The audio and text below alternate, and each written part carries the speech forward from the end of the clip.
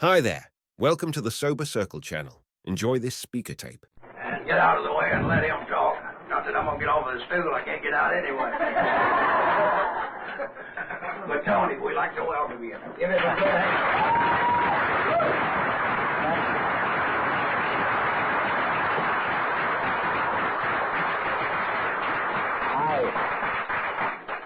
My name is Tony. I'm an alcoholic.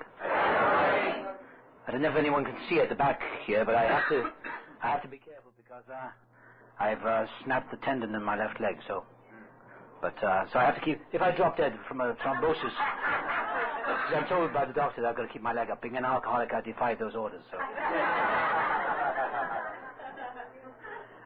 So I try and stand as much as I can, and my leg's gone to sleep now. Like my head used to go to sleep many years ago. But anyway, I'll try and settle in here and see if are you okay there, Grant? Oh, yes, sir. Okay, well, I'll try and do the best I can. As I said, I'm an alcoholic. And a day at a time, I've been sober just over 22 years.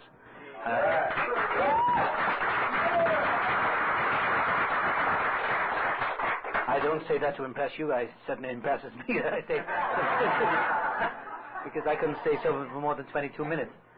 And that's a lie. I mean, I could actually stay dry for 6 weeks. That was the limit for me when I used to try and stay dry on my own.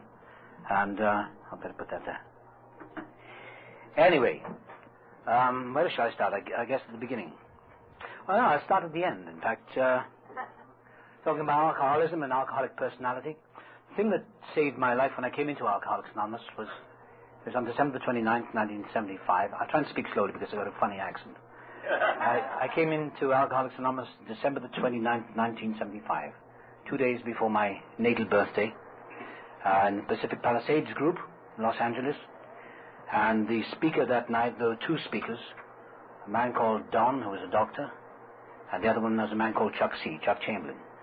And when Chuck got up to speak that night, I realized I'd come home. It wasn't so much that, Chuck C. was an alcoholic like all the rest of us, but he was a great speaker. He had a great aura about him of peace. And he described the alcoholic personality. He said that, alcoholics are driven people, we are tough people, we are hard people. There is nothing, we are unstoppable people. We have great willpower. And he said for years in his life he tried to beat this problem with willpower. And my ears really picked up that night because that's what I'd given it. I'd given it my best shot. I tried to beat this with willpower. And I failed miserably all the time, as that's a regular story in these groups. I don't know any of you here. I only met a few of you people, but I know that we're all the same, basically. We all have different personalities. We're all different kinds of alcoholic, but basically we're all alcoholic, drug addict, whatever. Had I the money or the time when I started drinking, and drugs were fashionable in those days, which they weren't, I'd have hit those as well. I drank anything I couldn't chew. And I did everything at the double, and nothing was enough for me. My thing in life was, is that all there is, like the Peggy Lee song, is that all there is? Everything was constantly disappointing me. And when I got into AA that first night, it was one of those amazing moments. I thank God that I wasn't an intellectual, I wasn't clever, I wasn't very intelligent. I had an average brain, that was about it. But I'd been very successful in my career through sheer willpower, I guess. And when I heard Chuck talking that night, and the other guy, Don, they talked about the self-will run riot and the power of denial of the alcoholic. And I can say tonight, standing here 22 years later, a manifestation of my own alcoholism, which is quite recently. I'm an actor, and I'm making a movie here. I have a friend here, Alex, who's a stunt double for me. And, also an alcoholic. The Australian kind. And we were doing a stunt over there, and... Isn't this a stunt double? You should pull the tendon in his... Well, it seemed a pretty trick. But anyway, what I did, I had to do this thing, and I snapped the Achilles tendon. And I got up in typical alcoholic fashion. 22 years later, said, I'm okay. It's only a machine gun bullet wound, don't worry about it. I went back to work, and I struggled through the rest of the day. Next day, I was limping around and with this broken tendon, and everything was fine. So, you okay? Yeah, I'm fine. course I am. A whole week passed, and my leg started to swell up, and the ankle was bruised, and I thought, well, and the nurse on the set, she said, well, I think maybe you ought to go and see the doctor in case you have a clot in there, you know, a thrombosis, and a clot can kind of kill you, you know. If a clot breaks away, that can be it, curtains. So I went to the doctor, and he examined it. He told me to get up on the table. He passed around in the calf. He said, you've snapped the tendon. I said, have I got a thrombosis? And he said, no, but you've snapped the Achilles tendon. I said, oh, okay, so what's that like? He said, well, that's very serious. Is it? Yeah. I said, well, what happens if you don't have it operated in within the next 2 weeks? You can be crippled for the rest of your life. So I took a moment. I thought, well, I got a good life.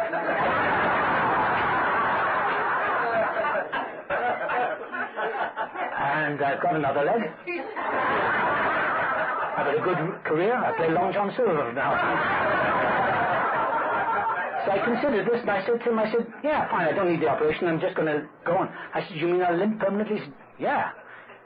All right. He looked at me, he said, yeah, you can be lame. Your foot will atrophy. I said, no, it's no big deal. And I was hobbling back to the car, and this nurse was with me, and she said, you really ought to take what he said seriously, because, it's your leg, it's your health, it's more important than doing this movie. And I said, yeah, I know, but I want to go on, And I phoned the producers up that night. I said, no operation, I'm just going to go on. I'll just have a limp permanently, that's all. And I was amazed that they didn't react in a kind of wonderful way, Thank God, great. Here, they said, And 3 days later, they pounced on me. They said, you can have the operation. And it didn't occur to me, and I phoned my sponsor up in California. And I told him the story. He said, that's typical alcoholic. And it reminds me of the denial that's in our system. That was a form of denial. Because I think we're tough, resilient people. I mean, how any of us are here tonight, I don't know. I don't know how I'm alive, because I should have been dead years ago. And if I wasn't dead, I should have been in jail years ago. Life isn't fair. If it was fair, I would be dead. But I used to drive a car blacked out and still deny it. I used to go down to Central Hospital in Los Angeles, carrying the message down, and I'd see old guys in wheelchairs, shaking, falling apart, with wine sores all over them. And I said, what are you doing here? I said, it's an AA meeting. Do you want to come into an AA meeting? No, I'm just suffering from nerves, they'd say. Now that's denial, looking down in the gutter, face down in the gutter, and saying you're not dying. That's what it is. And this, in a way, was a manifestation of that. In a kind of funny way. I mean, I'm glad they persuaded me to have the operation. But the point of that boring story was just to tell you that that is really alcoholic behavior. And I got it done, and it's still a pain in the butt, because I'm now immobilized. And for an alcoholic to be immobilized is a nightmare. So I can't get around much, but I'm stuck with this for 3 months, and I'm going back to work on Monday to do some sitting down work. And then we postpone the movie and we go back to Los Angeles. But anyway, the point of all this was, I just want to say that in that euphoria at that time, that few weeks ago, the wonderful thing about being sober is that even the possibility of being lame was exciting, because everything is exciting. I mean, I may be boring, but I've never been bored in 22 years.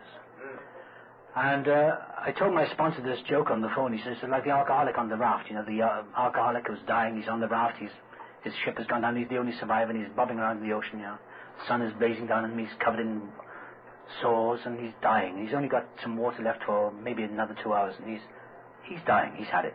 In the middle of the Atlantic Ocean, and this big ocean liner spots him, and it starts circling around. And it gets closer and closer, and the cat says, hold on, we're coming to get you. And the alcoholic says, which way are you going? And I guess that's it, that's what we are. But I think that's why we're such great people, because we are crazy. I remember that night when I heard Chuck C. and the other guy talking, and I thought, I am insane, and I've been insane for many years. And I'm allowed out, and it's okay to be here. And that night I heard Chuck say, he said, we're here because we're not all there. He said, that's fine. And that's the great thing, because we are alive, and we are enriched souls, I believe. I don't know if we're special people. I don't think we're special. I think we're cursed people, and we're truly blessed if we can get a handle on this thing called alcoholism, a day at a time. I carry around in my body and in my personality a seemingly hopeless disease, which is terminal and progressive and will kill me. And yet, for some reason, 22 years later, I'm sitting in a meeting house in Orlando, Florida. And I take it that my life is none of my business. Because I came to this country in 1974. I became an actor back in the 60s, I think it was. And full-blown alcoholic, and I came here in 74 to New York, and I came to America. My intention was to make a lot of money and, you know, make the pot of gold. And the last place I expected to end up was Alcoholics Anonymous. The last place alcoholics ever want to come to is Alcoholics Anonymous. And yet, this is where I ended up. Much against my will. Much against my will. And I can't explain why that happened to me. Except I think there was one streak of decency left in me, and I'd done everything to get into a lot of trouble. I've been through 2 marriages. I'm still with my second wife, and why she lived with me all those years, I wouldn't have given me more than 4 minutes of my time if I'd been her. But, like, we do attract some pretty remarkable people, I think. I don't know why they put up with us, but my wife put up with me through the drinking years and through sobriety. I don't know which was harder for her.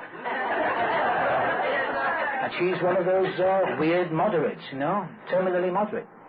She's here in Orlando with me, and she has 1 glass of wine every night. I don't know why she bothers, because it's on the table for about a whole hour.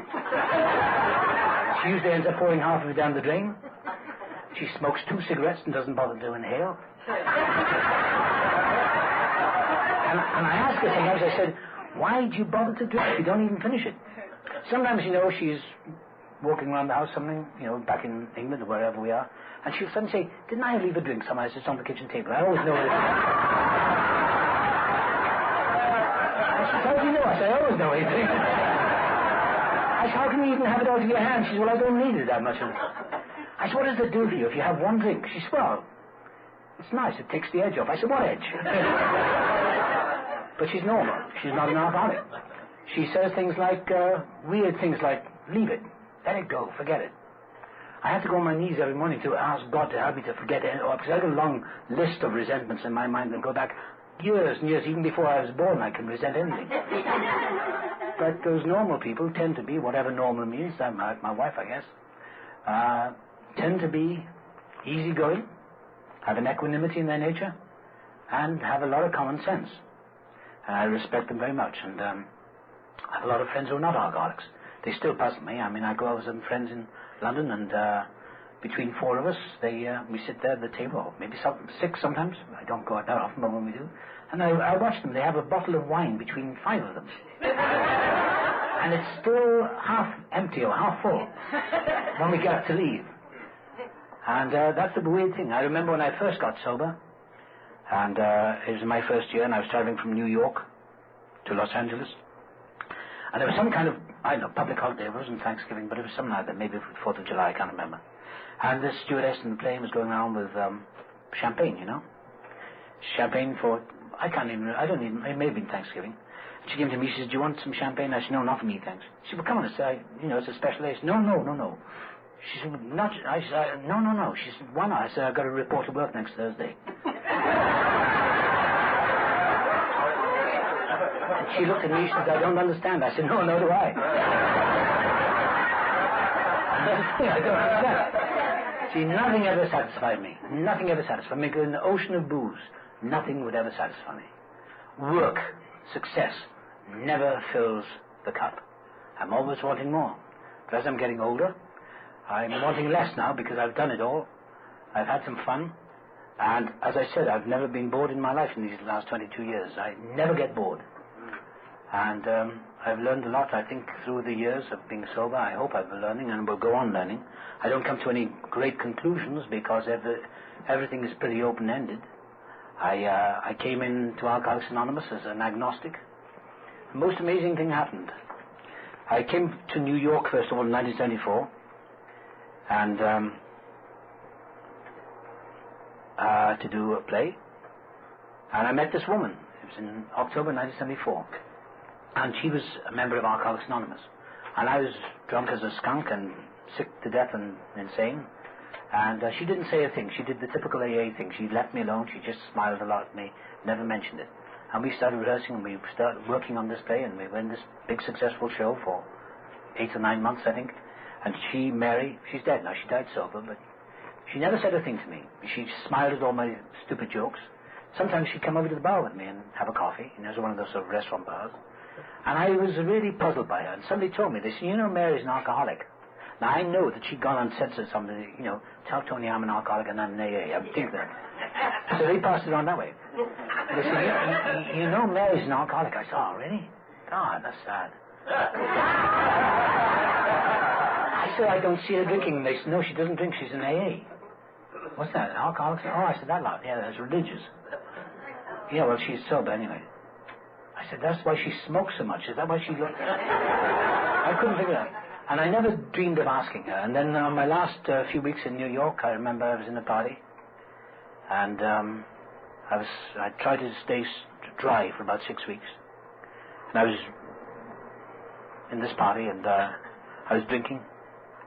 And I was in bad shape. And I asked her for help. And she took me out next day. We went out and had a meal. And she gave me some information about this weird program called Alcoholics Anonymous. And she said some pretty insulting things to me that a child could understand. She said, you know, if you don't take the first drink, you won't get drunk. Oh. What's talking to me like this? Mickey Mouse language, you know. She said it's like taking an elevator from the top floor and you can get up on any floor you want. Or you can go right down to the basement and into hell. Or she's like taking a subway from Park Avenue right down to the Bowery. She said, you can get off anytime you want to. I thought, why is she talking to me in this fairy tale language? So she said, would you like to come to a meeting? And I said, no. Having asked for help, typical alcoholic, turned it down. But I stayed dry on my own for 5 weeks with a little help of a little bit of grass, which I didn't like much. That wasn't my scene. But I stayed sober for some years, stayed dry.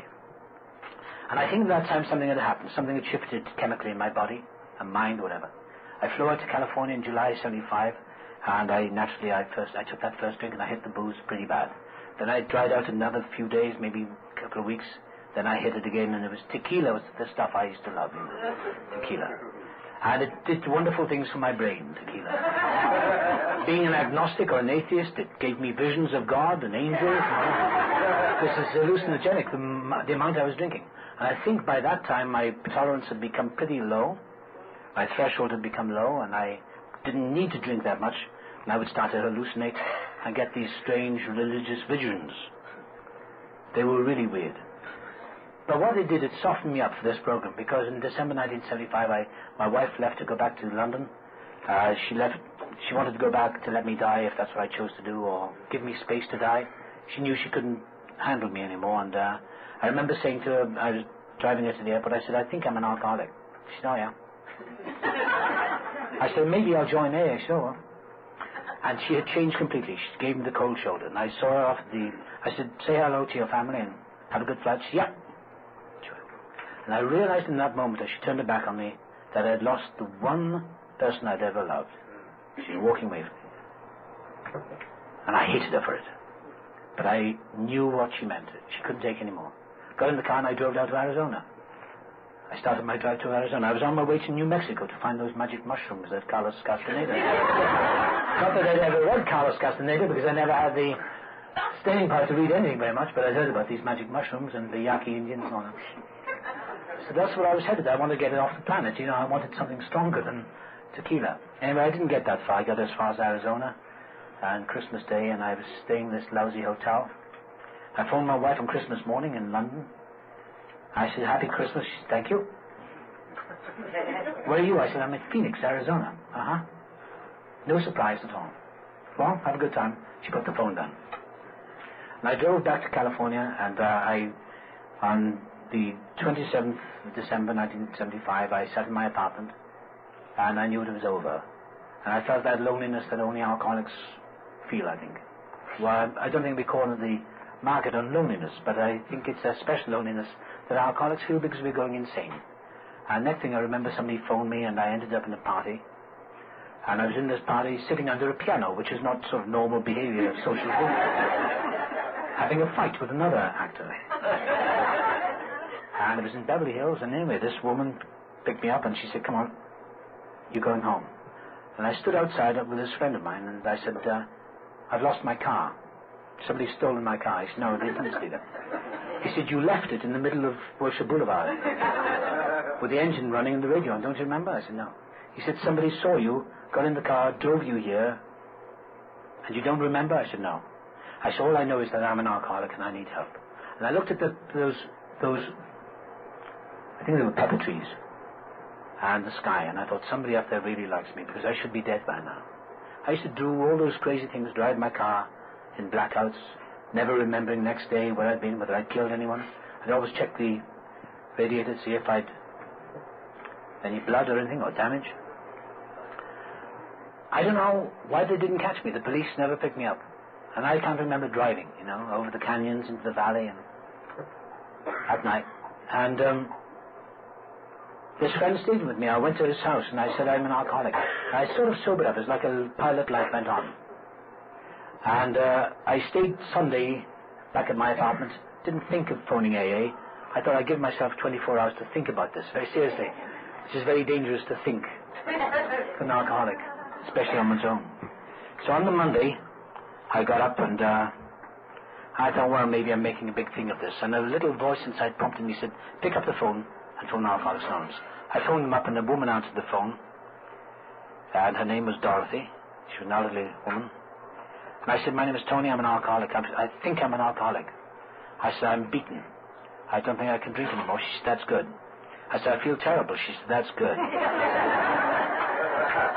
I said, I'm kind of at my wit's end. She said, that's really good. And she said, do you want me to send somebody over to see you? This was 10 o'clock in the morning. I said, no. I didn't want anyone in a white raincoat and a Bible and a bottle of scotch coming over to see me, smiling goodness all over me. I was very suspicious of this organization. I resented elderly ladies with teacups and cookies saying, hi, honey. I didn't want anything to do with that charity. I hated Christianity, church, everything about God and holiness and goodness. I thought I hated. But deep down I didn't. Of course, I wanted it. I wanted to be normal. This monkey was on my back and I couldn't get rid of it. People had told me, friends said, Tony, you're so successful. You're so talented. Why do you do this to yourself? I said, do what? Can't you just cut down the drinking? And I'd look at them, that disgusted look. Are they insane? Cut down? Why? Why cut down anything? Why take half measures at anything? So I went into the central office in West Los Angeles, and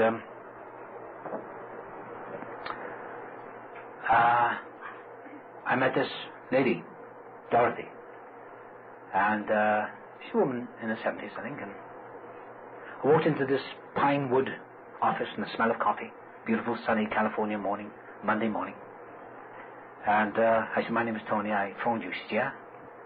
She looked like one of those ladies out of Norman Rockwell, She said, sit down. I sat down and she talked to me for a little while. And she said, what do you do? I said, I'm an actor. She said, oh, my husband was in your business. She said, he was a sound engineer in the movie business, motion picture business. She said, he nearly died of alcoholism. And she said, I came in to volunteer to answer phones. She wasn't an alcoholic herself. She's one of those, very Christian women. So she talked to me about the nature of alcoholism. And I said, well, I've stopped many times, but I can't stay stopped. She said, well, that is alcoholism, honey. I said, I can stop, but I can't stay stopped. She said, that is alcoholism. And she said, it will kill you. She said, you're a nice-looking young guy. She said, what, you don't want to kill yourself, do you? I said, no. She married? I said, yeah, I gave her my history. And I got up to go, and I said, what do I do? She said, well, I'll give me your phone number, and I'll get somebody to come over and see you tonight and take you to a meeting. And they said, meeting? Immediately, my defenses went up. I said, is that religious? She said, no. Just try it and see. And as I got up to go, she obviously saw that I was in a great dilemma. I was in an agonizing dilemma. But I knew it was over. I knew the show was over. I know that I'd been waiting for years for life to start. I was rehearsing for the big event all my life. And I was on the verge of discovering that this was the big event in my life. And she said to me very gently, she said, why don't you come home and rest?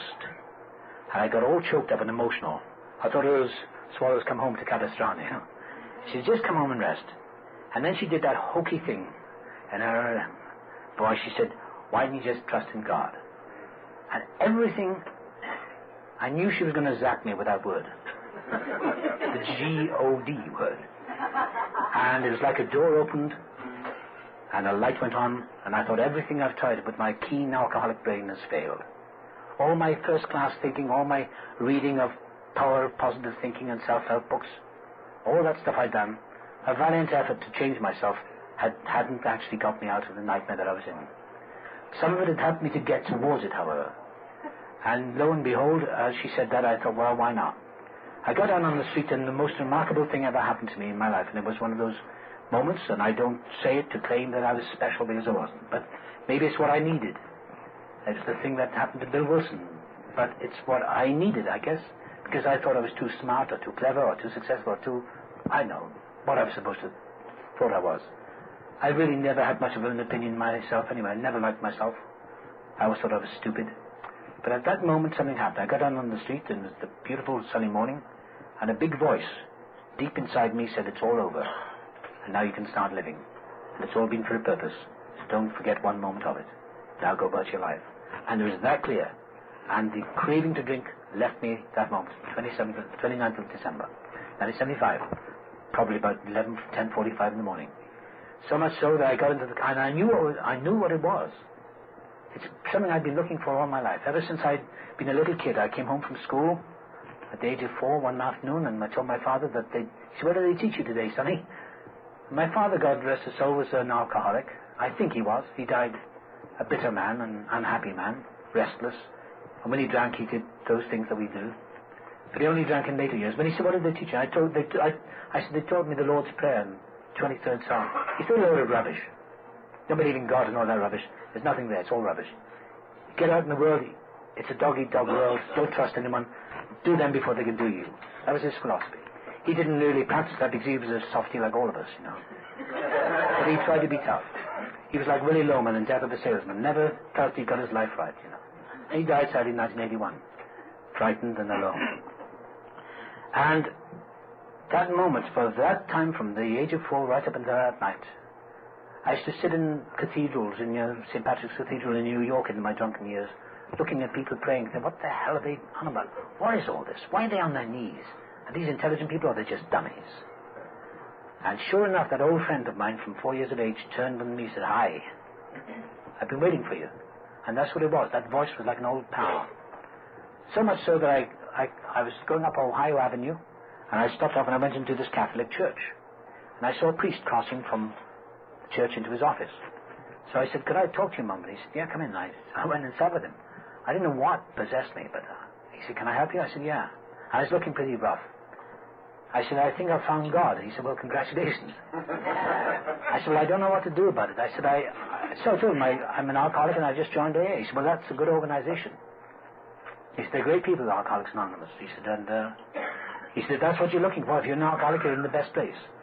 I said, is it religious? He said, well, if you found God, you shouldn't have any problem with it. I said, he zappy, got me, whichever way. I was hard. I couldn't get out of this fix I was in.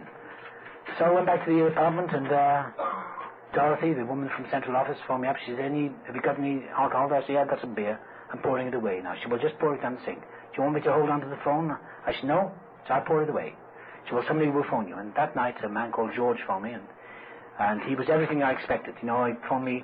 He did one of those mean things that Alcoholics Anonymous people do. He phoned me, hi, my name's George. I'm an alcoholic. Is that Tony? I said, yeah. Have you had a drink today? I said, no. Because we're devious sons of bitches, all of us. He said, what's your address? So I gave him the address, and he said, I'll see you at 6:30. He slammed the phone down. So I couldn't get back to him. I thought I'll go and hide. 6:30 enough, sure, the bell rang, and I went down the stairs, dreading it. But I was kind of curious as well, and there was George, silver hair, crooked smile, straight teeth, and his girlfriend, Lila. She was chewing gum, and we got into the car, and George smelled of aftershave lotion, and he gave me a handshake, which nearly broke my hand. He said, hi, my name's George, I'm an alcoholic. I sat in, you know what we're talking about, I sat in the back of the car, and she turned to me and talking about ego, and all the rest of it, and how this disease kills you. I thought, I'm in with the nuts now. I'm really in it. Weirdos, born-again Christians, and with all due respect, I don't want anything to do with this. If the Salvation Army, as much respect, I don't want anything to do with charity and tambourines and singing hymns. I don't want anything to do with it. So we pulled into this car park in the Pacific Palisades, and ironically enough, I bought a house there recently, just up the street from there. So life has a strange way of completing the circles. And as I got out of the car, I saw this actor, this old guy, walking down from his car with his wife, with a crowd of other people. So I said to him, what's he doing here? I said, I just worked with him. He said, he's an alcoholic. I said, I just worked with him last November. He said, no, he's an alcoholic. I walked in the meeting, and this old fellow said, hi, Tony, how are you doing? I've been waiting for you. I said, did you know? He said, oh, Tony. He said, we always know. He said, sit down. And then a guy called Bob came over, and I sat between these two men. And that night, a man called Don got up and spoke. He was the first speaker. It was an hour and a half long, the meeting. And I could have gone for another 20 minutes. Well, anyway, so Don got up, and he was a surgeon from Palos Verdes. And he said, my name's Don, I'm an alcoholic. And he looked like one. He looked like he'd been hit by a truck. Long black hair, beaten up face, and he had a voice like that. My name's Don, I'm an alcoholic. And he said, described himself as a surgeon. I mean, how can he be a surgeon? Yes, I'm a surgeon, you know. And he said, my moment of awakening was when I was standing over a patient who was open. And he said, I was about to operate, and the nurse said, doctor, you've just operated. So up, great. And everyone in the room started laughing. I thought they were all crazy. And he was laughing, everyone was laughing. I thought, God. I thought these people are really onto something here. They were all laughing. And then we had a coffee break, and then the second speaker got up. He said, my name's Chuck, I'm an alcoholic. He said, by the grace of God, he said, I got 30 years sober this January. And I thought, well, he must be suffering from brain damage. How can anyone get that? And he talked about the nature of this disease, and he said, you know, he spent his whole life trying to organize everyone else. They used to call him the drunken preacher in Beverly Hills. He knew all about God and the Bible, and he used to stand in the middle of Wilshire Boulevard preaching the gospel, put in and out of jail. Crazy man. And he finally got sober in 1946. And he said that this disease is progressive, cunning, baffling, powerful, and it's terminal, and it kills you. And he said it's all about surrender. He said the moment you surrender, he said, and give up fighting everything and everyone, he said he said you'll find the good life. And he said the moment he stopped looking for the $1 million, he made 10 million. The moment he stopped trying to travel around the world, he traveled around many, many times. The moment he stopped trying to run his family became a family without his help. And I thought, this really makes sense. I thought I was listening to Buddha. And the meeting ended, and I was introduced to Chuck, and he said, George introduced me, he said, this is Tony. It's his first meeting. And Chuck put his hands on my shoulder. He said, you just keep coming back. He said, because we're the luckiest people in the world. He said, we get better than better. We alcoholics are remarkable people. He said, if you're in this organization and in this outfit, stay in. He said, I highly recommend it. And he said, if you do it, he said, you'll find the good life. I'm here to say that I have found the good life. I wouldn't say that it's Pollyanna or every day. No, it's not a bed of roses. Life is tough. Life is unfair. If it was fair, I should be dead years ago. There is no justice. If there was justice, I should have been dead years ago. I should have been in jail, in the booby hatch. Or I should have been in the insane asylum. But for some reason, beyond any of my knowledge, any understanding, I came to California in 1975, and for God knows what reason, ended up in Alcoholics Anonymous. And I take it that my life is none of my business. The moment I make it my business, I'm in big trouble. Because I'm back in the squirrel cage, and every day I want to take it back. Every day I want to take it back. But that's okay, that's being human. You know, as Guy said, you know, you can't get rid of the human ego totally. We need some of that. It's the burr under the saddle that keeps us moving. We have to keep moving. We have to take actions, we have to make decisions, and then many times make wrong decisions. But at least we give it our best shot. And that's what Chuck used to say, give it your best shot. Just give it the best you got. And I got over the years, I've met the most stunning people, you know, and I've been all over the place, all over the world. And I remember going to Australia, and in Melbourne, and going to a meeting, and, you know, meeting a bunch of Australians in a room. But actually, you meet a lot of Australians in Australia. I had my friend here. In New York, you know, meeting a lot of New Yorkers in a meeting. I don't know who they are. I go in, but within minutes I know what they are. Because we all have the X factor. Alcoholic, drunk, addict. And I'd always wanted, when I was a young actor, I always wanted to be an alcoholic. I thought it was so romantic, you know. I still have the word dipsomaniac. Alcoholic. I used to think it's such a gritty word to be an alcoholic. Little knowing that I was one. And I'd like to say for the newcomer, or the guy who's just been here 6 days, that, or anyone new, or anyone old, that it's not the amount we drink. It wasn't the amount I drank. It was what it did to me. It was the effect it had on me. When I look at my wife, who is as peculiar to me as I must be to her, certainly her drinking habits are, I look at someone, and millions of people like her, who can do everything in sort of moderation. She has her little hang-ups, I guess, little obsessions, Cleaning. Order. That's fine. Doesn't have to be put in jail for it. She bosses me about, she tells me what to wear, and I say, okay, fine. That's her right, that's her privilege, and that's wonderful. And I love her for it. But looking at her, I think, sometimes I asked her sometimes, I said, how is it you can handle your life so well? She said, well, what's the problem? You know, she's getting older, and I'm getting older, so if she wants to go on a diet, she'll just cut out certain foods. Me, I have to struggle and beat my brains out. And she will just cut down. I said, what do you mean just cut down? Try chewing your food slower. I said, I can't. Why? She'll tell you I'm the fastest eater in the world. I do my own stunts now, I don't. But that recent injury was a case in point of being an alcoholic. I think the greatest thing, and I feel inspired to say this, how much longer do I go on? So, well, I'll try and wrap it up soon. Time for a coffee, actually. I think the greatest thing for us, and for me, is I'd always looked for the beautiful people. I'd always wanted the beautiful life, and I found it in Alcoholics Anonymous. In all shapes and sizes. Met the most remarkable people. I was talking to one this morning, is a 36-year-old con man, and he's still a con man. He was a drunk con man, now he's a sober con man. And I can see every move he makes. He says, hi, Tony, how you doing, huh? And I understand him. He's a sober horse thief.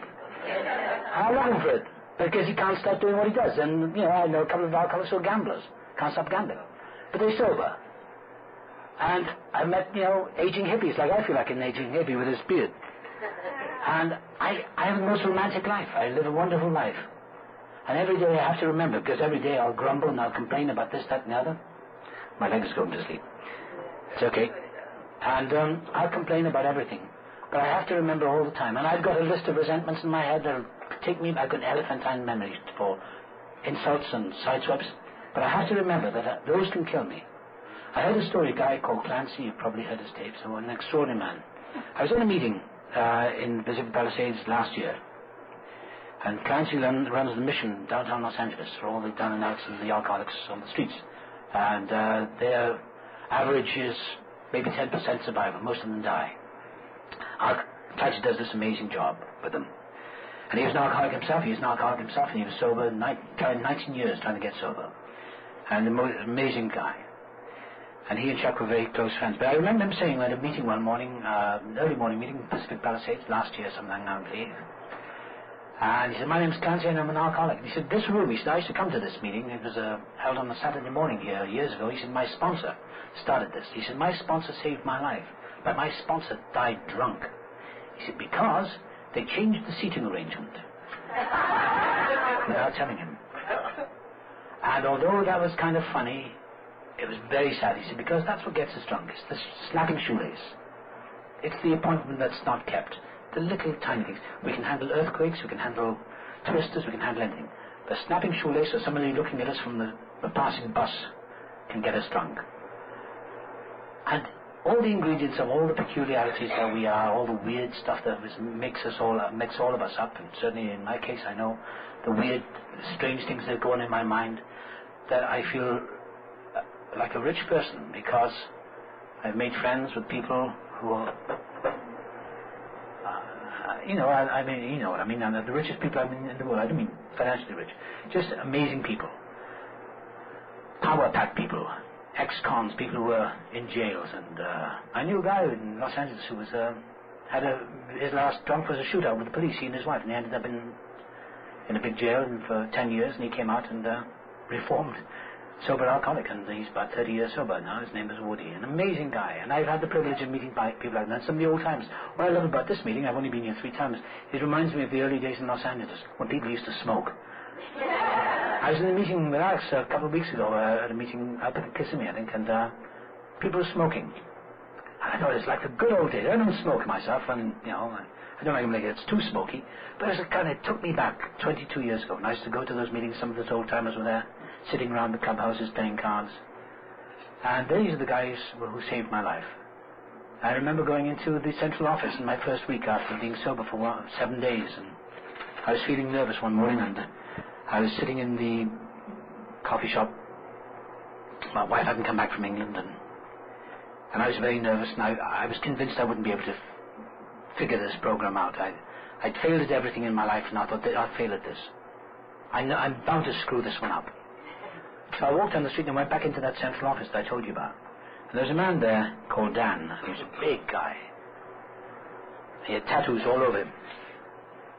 And he was the last person on earth I wanted to see. And, see what we're going to do for you. I said, my name's Tony. He said, my name's Dan, I'm an alcoholic. And he looked at me, and big head, big shoulders. He looked like a killer. I think he was a killer. He said, how are you doing? I said, got 5 days sober. And he gave me a big bear hug. I said, I'm scared. He said, you're scared? I'm scared. He said, I'm always scared. I said, you? Yeah. He said, I'm an alcoholic. He said, everyone's scared. He said, I'm scared. So what? Come and have a coffee. And magical things like that. And he put me at my ease. And I realized that I didn't have to be John Wayne. John Wayne had scripts, you know. So, he didn't have to be Humphrey Bogart, sort of looking cool or whatever. But that's what I tried all my life, to be like somebody else. And I learned some lessons in this life, a few lessons anyway, I hope. I have a cat. It's quite content being a cat. It doesn't want to be a dog. But me, I always want to be somewhere else. Look at a hummingbird. It doesn't want to be a crow. It's quite happy being a hummingbird. But we alcoholics always want to be somewhere else. And I really have to close now. I remember my first 2 years of sobriety. My wife and I drove down into Arizona. We bought a new car and took off. And I'd been visited alcoholic. And we got to the lip of the Grand Canyon. And we got up early sunrise to go and see down into the Grand Canyon. And I looked down and I said, is that it? Yeah. I thought it was deeper than that. No. Is that all there is? I guess that's why we drank and use drugs, because life is constantly disappointing us. We have such a lust for life, and life is constantly laying us down, so we commit suicide slowly on the installment plan. I guess that's what the dynamic is. We slowly commit suicide because we can't get enough of the elixir of life. Alcohol has been with us for thousands of years. It's used in religious ceremonies. We just about a little bit too much of God, I guess. But as they said, we look for God in the bottle. I was looking for God in the bottle, and I found some kind of peace of mind momentarily, and then it would turn round and zap me, and I had the tiger by the tail for all those years. And all I can say is, we're around that now. Just going back to that little injury business I had a few weeks ago when I decided that I didn't need an operation. Only a couple of bullet wounds, so what? I got another leg. Chop this one off. I didn't. But the funny thing was, I was kind of excited by a future like that. I thought this would be fun. This would be interesting. This would be really interesting, to have a limp. Crazy, but it's interesting. At least we're alive. And I guess that's it. I love being here tonight, and I'm just sorry I'm so immobile and I can't move around much. But in my short stay here in Orlando, it's been a pleasure meeting you all and meeting some of you, and meeting you all tonight. I hope I get to say hello to you all. And to the newcomer and anyone having problems with alcoholism at the moment or recovery, just keep coming back. As I was told, just keep coming back. There's a guy called Milton, and he'd been sober many years, and he said, how are you doing? And I'd say, well, he said, just keep coming back. Yeah, but just keep coming back. Yeah, but just keep coming back. And he tapped me on the head and said, that's a very sick machine you got up there. Showing me, he said, that's a sick piece of machine you got up there. He said, just keep coming to meetings. He said, don't ask questions, leave all your thinking outside, because that's the thing that'll kill you. That'll kill you. He said, get your backside into the meeting, park it on the seat, shut up and listen. Take a cotton out of your ears. And he told me, he said in the early days when he got sober, if he even dared to open his mouth when he was a newcomer, people say, were you going to say something, or you were going to put a donut in there? You've got nothing to say. You're a newcomer. He said, in those days they were really tough, and I had some tough sponsors in those days. I mean, some of those little guys in Los Angeles and North Hollywood were the great guys, who helped me. And I hope and pray that maybe my humble words, I hope they've made some sense to someone and will help. Because you certainly helped me tonight. Thanks a lot.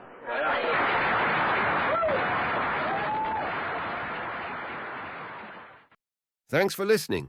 Please support the channel by liking and subscribing.